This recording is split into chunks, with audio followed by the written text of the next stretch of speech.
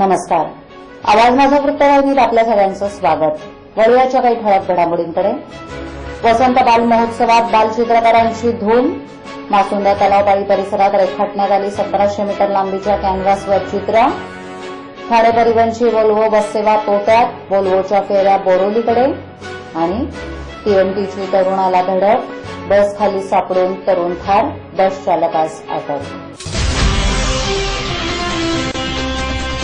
मासुंदा तलावपाळी परिसरात सुमारे 1700 मीटर लांबीच्या अवाढव्य कॅनव्हासवर चित्र रेखाटण्यात ठाण्यातील विविध शाळांमधील मुलं दंग झाली होती. निमित्त होतं वसंत बाल महोत्सवाच्या निमित्तानं आयोजित रंगउमंग चित्रकला स्पर्धेचं. विधान परिषदेचे उपसभापती वसंतराव डावखरे यांच्या मार्गदर्शनाखाली समन्वय प्रतिष्ठानच्या वतीनं आयोजित वसंत बाल महोत्सवाच्या तिसऱ्या आणि शेवटच्या दिवसाचं दिनांक 25 डिसेंबर रोजीचं पहिलं सत्र मासुंदा तलाव इथे बालचित्रकारांच्या उपस्थितीत संपन्न झालं. सकाळच्या पहिल्या सत्रात बालचित्रकारांसाठी रंगउमंग चित्रकला स्पर्धा आयोजित करण्यात आली होती. या स्पर्धेत सहभागी होण्यासाठी विविध शाळांतील मुलांनी तलावपाळी परिसरात सकाळीच गर्दी केली होती. हातात विविध रंग आणि ब्रश घेऊन कॅनव्हासवर कुठे चित्र काढण्यासाठी जागा मिळेल यासाठी मुलांची कसरत सुरू होती. जागा मिळाल्यावर मुलं आपली चित्र काढण्यात दंग झाली. आपलं चित्र सर्वात छान व्हावं यासाठी मुलांची धडपड देखील चालली होती. शाळेच्या किंवा घराच्या बंदिस्त खोलीत चित्र काढण्यापेक्षा मोकळ्या वातावरणात तलावपाळीच्या परिसरात चित्र काढायचा मनमुराद आनंद या निमित्तानं मुलांनी लुटला. 10 ते 14 वर्ष वयोगटातील अनेक विद्यार्थी यामध्ये सहभागी झाले होते. ठाणे महानगरपालिका हद्दीत घर घेताय का? मग ते अनधिकृत तर नाही ना, याची खातर जमा करा. अनधिकृत घर घेणं हा विकणाऱ्यासोबत विकत घेणारा देखील तितकाच दोषी असतो. तेव्हा घराची डोअर्स खरेदी करा. आपली कुठे फसवणूक तर होत नाही ना, यासाठी ठाणे महानगरपालिका मुख्यालयातील 4थ्या मजल्यावरील बांधकाम विभागात घराचा सर्वे नंबर, टिक्का नंबर याची खातर जमा करा. घराचं स्वप्न अवश्य करूया साकार, पण अनधिकृत घराचा नका करू कधीही विचार. अधिकृत घर म्हणजे उद्याची देखील निश्चिंती. अनधिकृत घराचे दार म्हणजे डोक्यावर कधीही तोडण्याची टांगती तलवार. जगणं तुमचं होऊ दे सुरेल गाणं, स्वच्छ सुंदर आणि अधिकृत घरांचं हजरं ठाणं. ठाणे महापालिकेतर्फे जनहितार्थ प्रसारित. ठाणे दादर मार्गावर सुरू करण्यात आलेली ठाणे परिवहनची व्होल्वो बस सेवा तोट्यात गेल्यानंतर या मार्गावरील काही फेऱ्या कमी करून त्या बोरोली मार्गावर चालवण्याचा परिवहन प्रशासनाचा विचार सुरू आहे. या मार्गाचा अभ्यास सुरू असून पुढे काही दिवसही असाच अल्प प्रतिसाद मिळत राहिल्यास ठाणे दादर मार्गावरील काही फेऱ्या, विशेषतः दुपारच्या फेऱ्या बोरोली मार्गावर चालवण्यात येणार असल्याचं स्पष्ट करण्यात आलंय. केंद्र शासनाच्या JNNURM योजनेतून ठाणे परिवहनच्या ताफ्यात दाखल झालेल्या व्होल्वो बस सध्या ठाणे अंधेरी या मार्गावर चांगली सेवा देत आहेत. या मार्गावर ठाणे परिवहनला दिवसाला 1.5 लाखांचं उत्पन्न मिळत असून सकाळ आणि संध्याकाळ दोन्ही वेळेस प्रवाशांचा चांगला प्रतिसाद आहे. ठाणे अंधेरीचा वाढता प्रतिसाद पाहून काही दिवसापूर्वीच सुरू करण्यात आलेल्या ठाणे दादर या फेऱ्यांना मात्र प्रवाशांचा चांगला प्रतिसाद नसून हा मार्ग अक्षरशः तोट्याचा ठरलाय. डोकाळी, कोळशे, धर्मवीर नगर, वृंदावन सोसायटी, लोढा कॉम्प्लेक्स या मार्गावरून दादरपर्यंत सेवा सुरू करण्यात आली आहे.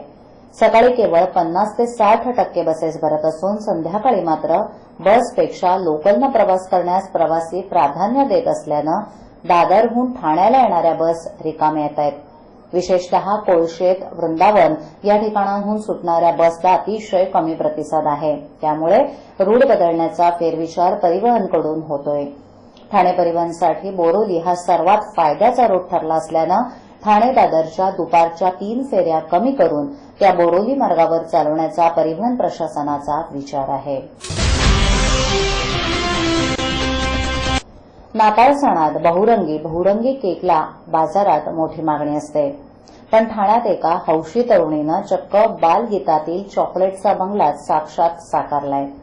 नाताळच्या निमित्तानं या स्वाती बदादा या तरुणीनं 15 किलो वजनाचे 2 बाय 2 फुटांचे चॉकलेटचं घर बनवलंय. साकारण्यात आलेल्या या चॉकलेट बंगल्याची ठाण्यात जोरदार चर्चा आहे. ठाण्यातील यशोधननगर इथे राहणारी बदादा हिला मुळातच चॉकलेट प्रेमी आहे. तसंच तिचा होममेड चॉकलेटचा व्यवसाय असल्यामुळे घरात नेहमी चॉकलेटची रेलसेल असते.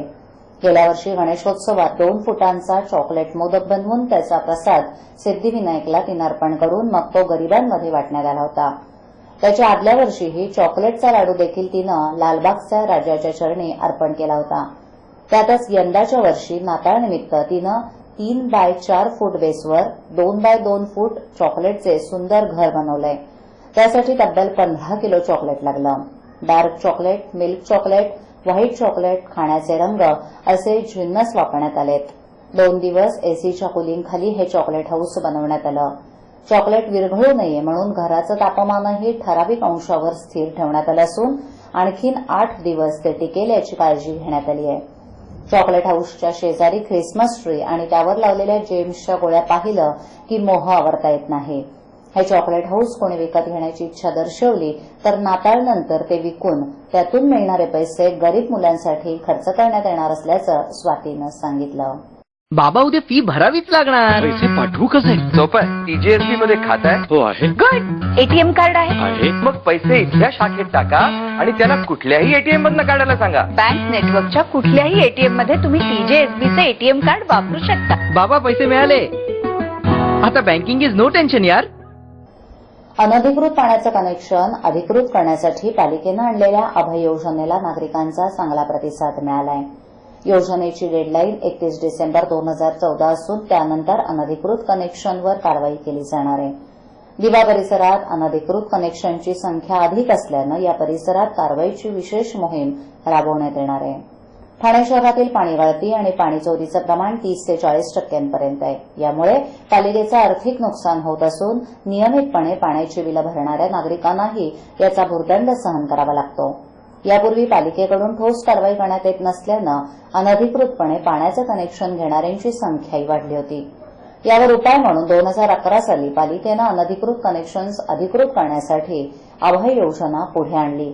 या योजनेच्या माध्यमातून गेल्या 3 वर्षात 10,203 ग्राहकांनी आपली अनधिकृत पाण्याची कनेक्शन्स अधिकृत करून घेतली असून 46 कमर्शियल वापराची कनेक्शन्स आहेत. 7,84,00,000 रुपये दंडापोटी पालिकेच्या तिजोरीत देखील जमा झालेत.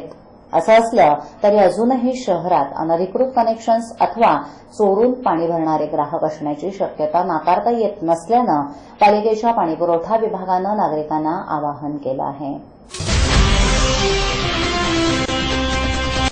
काम आटपून घरी निघालेल्या 17 वर्षीय तरुणाला ठाणे परिवहनच्या बसनं धडक दिल्यानं बसच्या चाकाखाली सापडून तरुण ठार झाल्याची घटना बुधवारी रात्री 11:30 वाजण्याच्या सुमारास घडली.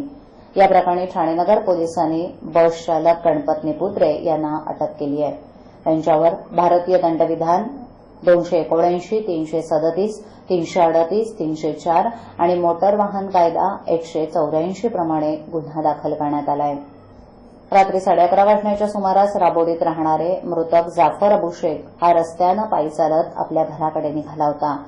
दरम्यान बस क्रमांक MH048243 ही ठाणे परिवहनची बस कासारवडवली येथून ठाणे स्टेशनकडे निघाली होती. बसनं प्रथम तरुण जाफर याला धडक दिली. तो खाली पडला आणि बसच्या खाली सापडून त्याच्या डोक्यावरून बसचं चाक गेल्यानं त्याचा मृत्यू झाला. प्रत्यक्षदर्शींनी मात्र बस चालक वेगात होता. मृतकाची काहीच चूक नसल्याचं पोलिसांना सांगितलं. कासारवडवली ठाणे स्टेशन ही बस 11:30च्या दरम्यान जांभळे नाका परिसरात आली आणि चालकाचा ताबा सुटला आणि रस्त्यावरील मृतक जाफर याला धडकला गुन्हा अपघात घडला. रहिवाशांनी त्वरित जाफरला ठाण्याच्या सिव्हिल रुग्णालयात दाखल केलं, पण डॉक्टरांनी तपासणीनंतर त्याला मृत घोषित केलं. पोलिसांनी त्वरित त्याच्या कुटुंबियांना कळवलं. अटक बस चालकाला आज सकाळी न्यायालयात उभं करण्यात आलं होतं.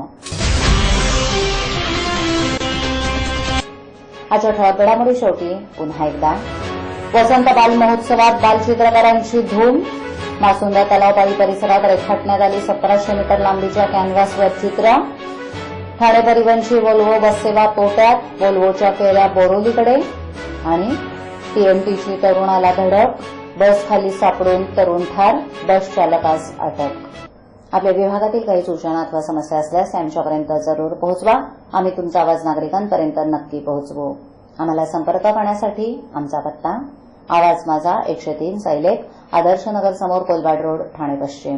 आमचा दूरध्वनी क्रमांक 9773503326. आमचा ईमेल आयडी awazmaza.tvnews@gmail.com. आवाज माझावरील एखादी बातमी पाहिजे राहून गेली असल्यास युट्यूबवरही ती तुम्ही पाहू शकता. तर मग उद्या पुन्हा भेटू याच वेळी याच ठिकाणी काही नवीन घडामोडींसह आवाज माझा वृत्तवाहिनीत. तोपर्यंत नमस्कार.